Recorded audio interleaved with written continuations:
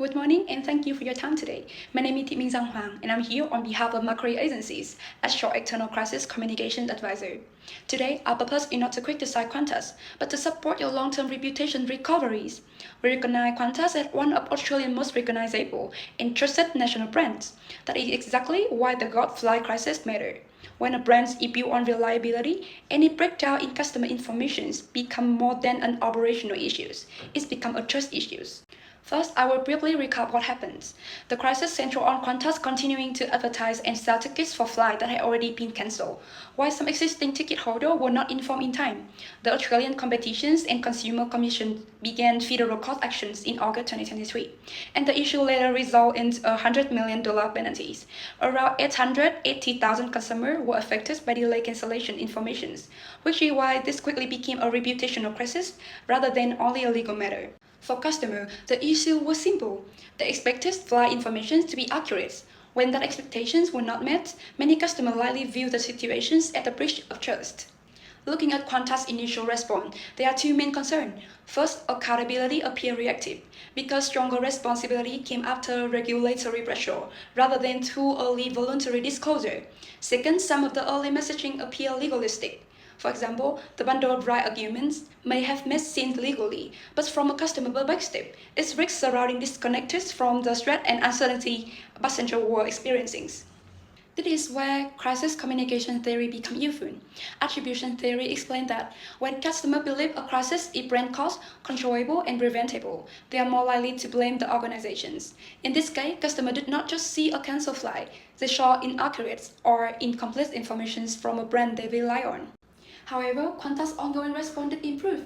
After Vanessa Hudson became CEO in September 2023, the tone became more conciliatory. Her apologies acknowledged that Qantas had less customer doubts and failed to meet its own standards.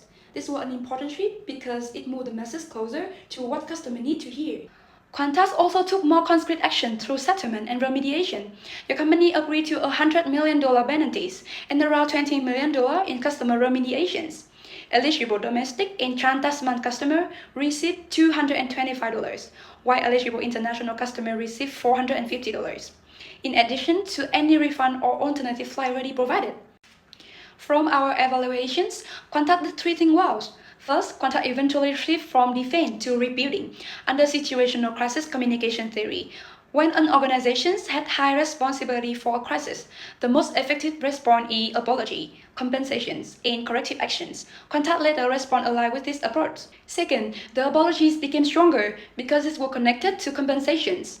In crisis communications, words alone are rarely enough. Customers need to see practical repair. Third, Qantas introduced measurable symptom reform. Cancelled flight must now be removed from sale within 24 hours, and affected customers must be notified within 48 hours.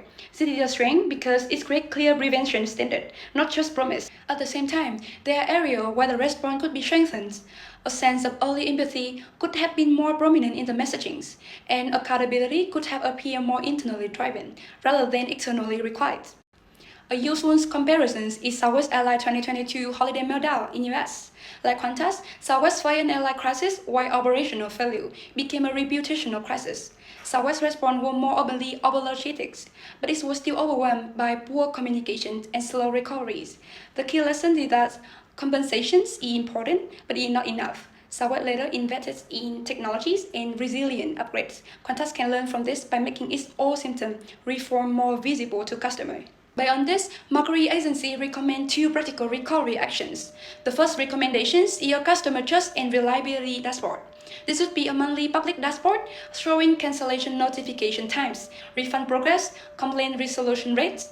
The purpose is to make internal reform visible and show customers that Qantas is tracking the exact issues that caused the crisis. The second recommendation is a real-time travel promise.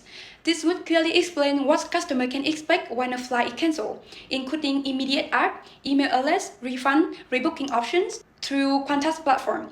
This would reduce uncertainties and help rebuild confidence in Qantas flight information.